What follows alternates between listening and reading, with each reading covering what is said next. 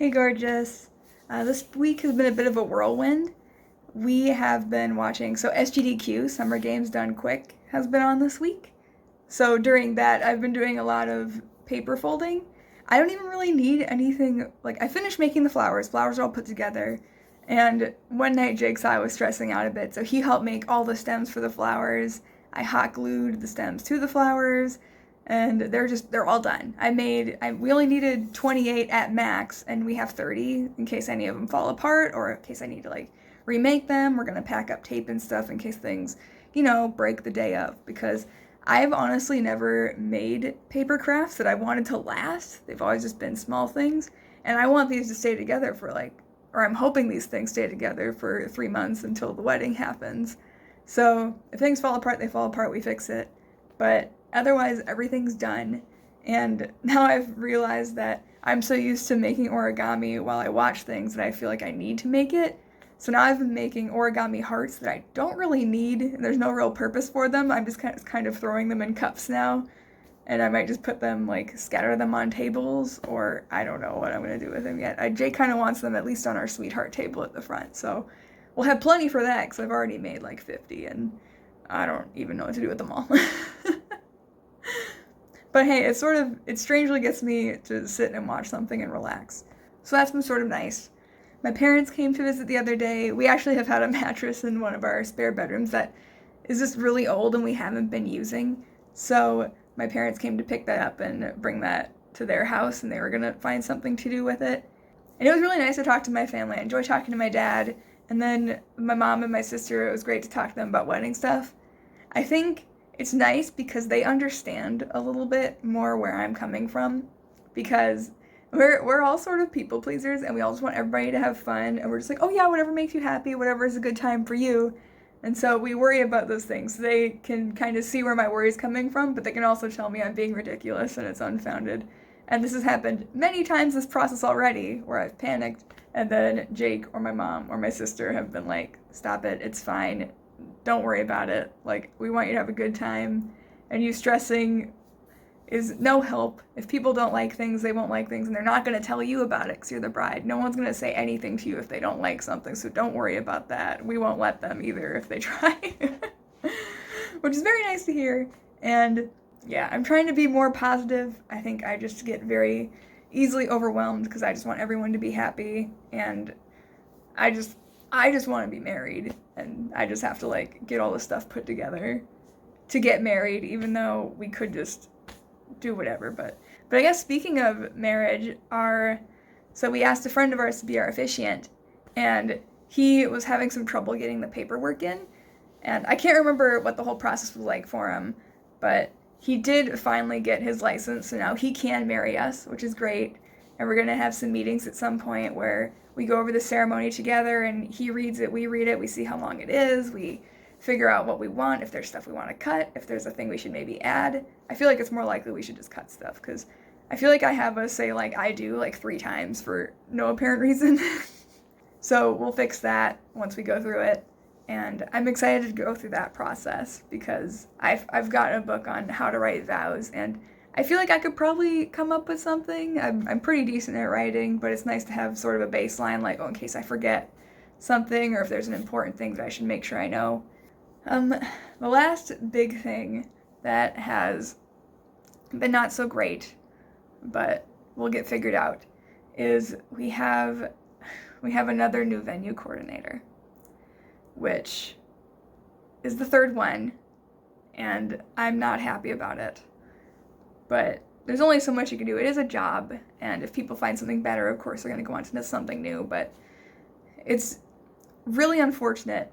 When we originally booked the venue, the original coordinator wasn't super responsive. They were honestly, this venue, they were the last ones to get back to us to request a meeting. We'd seen 3 or 4 other places beforehand because they got back to us immediately, but they took a couple weeks to get back to us, which is weird because this is my first choice because it's a place I was familiar with and I wanted to get married there, but they took a while, so that was kind of a red flag, but I sort of went with it anyway because the reviews were really great and they're an all-inclusive, and one of the things they included was a day of coordinator, which was who we ended up meeting, She was both the venue coordinator and the day of coordinator, which I know a lot of people mention like these are different things, and you can't just expect your venue coordinator to be your day of coordinator. But we had talked to her about it, and she'd been there for years, and pretty much every review was very positive, and they all mentioned her by name and how great she was as the day of coordinator. So we were sold. Even though it was a little slow going, like once we met her in person, we were like, yes, this is what we want. The venue looks great. It has everything we pretty much need, and she's a great day of coordinator. And upon talking to her, we figured that out. Because I try to give a little slack because I know personally I'm not great with technology. I'm very much if you see me in person and talk to me in person, it's going to work out a lot better than if we have to talk via email. I do try to be quick to respond, but sometimes I'm not, and I have other people who are not. To be fair, that's in my personal life and it's not my job, but I was trying to be understanding of it. So we exchanged some emails. It was slow going trying to get responses, but for the most part it was fine. But then there was a string of months where we just wouldn't get a response. Like I would send something, a month would pass, I'd say maybe they're busy, and then Jake would go on the same email because we attached each other and everything. He'd say, hey, have you gotten to her questions? And then we'd get a response. But the last time that happened, she said, oh, sorry, I've been slow to respond. My last day was yesterday. So we're like, oh, great, that's nice. So we talked to some interim person, and then we met our new venue coordinator, who was a super nice guy. We had our in-person meeting with him, we had our tastings with him, we had an online meeting with him. Everything seemed basically set. So we didn't really have many questions for him. And I started, if I came up with a question, I started sort of writing them in our Google Doc and just sort of leaving them there. And I was like, oh, I'll send those to him at some point. They're not pressing right now. So now it's 3 months before the wedding. And I'm like, okay, I'll send him those questions because I want to see, like, do they have high chairs? Do we need to rent some? And just a couple other questions. We sent the email to his email, and we get a response from someone else telling us, hey, I'm the new venue coordinator. And we just felt so blindsided because we thought everything was pretty much set in stone. But now we don't know how much this person knows. And our last venue coordinator told us, like, oh, yes, we will have, like, a table at the ceremony if you do your Unity ceremony. Like, yes, we will have this. But this stuff was all, like just by word. Like, we didn't have it written down. It wasn't in our contract anywhere. So now I'm trying to think of all the things that we've talked about because I need to re-ask her if those things are fine or if we need to make different plans, if we need to bring our own table for the ceremony, or if we're allowed to, like, do some of the things that he said we could do because maybe not. And it's frustrating because now I have to, like, go back and refigure things out.